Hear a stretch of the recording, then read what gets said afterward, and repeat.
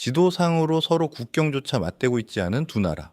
하지만 지금 중동에서 가장 전면전 확률이 높은 서로를 지구상에서 쓸어버리겠다며 으르렁대는 철천 지원수가 있습니다. 바로 이스라엘과 이란입니다. 하지만 놀랍게도 이 두 나라가 불과 50년 전만 해도 중동에서 가장 절친한 굳건한 동맹이었다는 사실 알고 계셨나요? 대체 그 사이에 무슨 일이 있었길래 밀월 관계였던 두 나라가 서로를 죽이지 못해 안달인 숙적이 된 걸까요? 오늘 그 돌이킬 수 없는 강을 건넌 역사적 결정타를 아주 쉽게 정리해 드립니다. 시간을 1948년 이스라엘 건국 초기로 돌려보겠습니다. 당시 이스라엘은 사방이 자신들을 인정하지 않는 아랍 국가들에 둘러싸여 생존을 위협받고 있었습니다. 이때 이스라엘이 찾은 전략이 바로 주변국 정책입니다. 아랍 국가들의 너머에 있는 비아랍 국가들과 손을 잡는 것이었죠. 그 핵심 파트너가 바로 이란이었습니다. 당시 이란을 통치하던 팔레비 왕조는 서방 친화적이었고 아랍 민족주의 세력을 견제해야 한다는 이해관계가 이스라엘과 정확히 일치했습니다.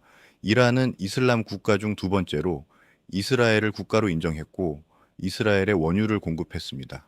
이스라엘은 그 대가로 이란의 선진 군사 기술과 농업 기술을 전수했습니다.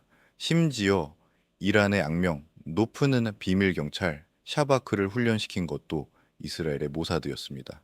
두 나라는 군사, 정보, 경제 모든 면에서 굳건한 형제 국가였습니다. 적어도 그날이 오기 전까지는요.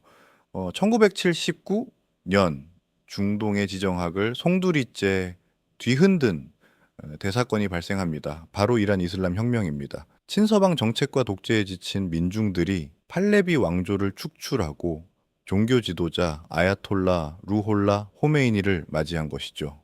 새롭게 들어선 이란 신정 정부는 반미와 반이스라엘을 체제의 핵심 이념으로 선언했습니다. 호메이니는 미국을 거대한 사탄, 이스라엘을 작은 사탄이라 부르며 이스라엘을 지도에서 지워버려야 할 이슬람의 적이자 불법 점령자로 규정했습니다. 어제의 형제가 오늘의 주적이 되는 순간이었습니다.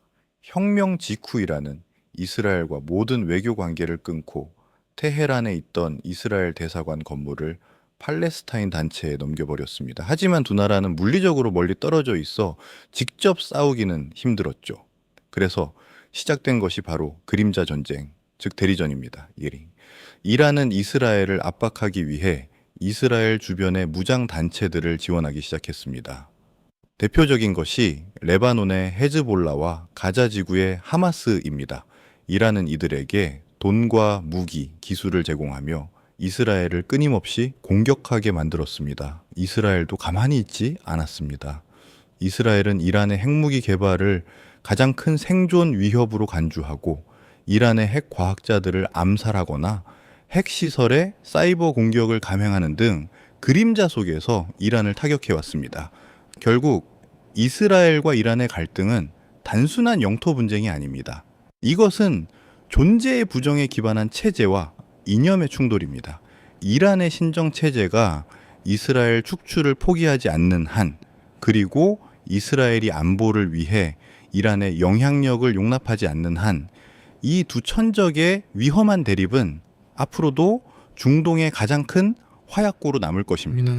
오늘 내용이 유익하셨다면 좋아요와 구독 부탁드리고, 여러분은 두 나라의 관계가 언젠가 회복될 수 있다고 생각하시는지 댓글로 남겨주세요. 시청해주셔서 감사합니다.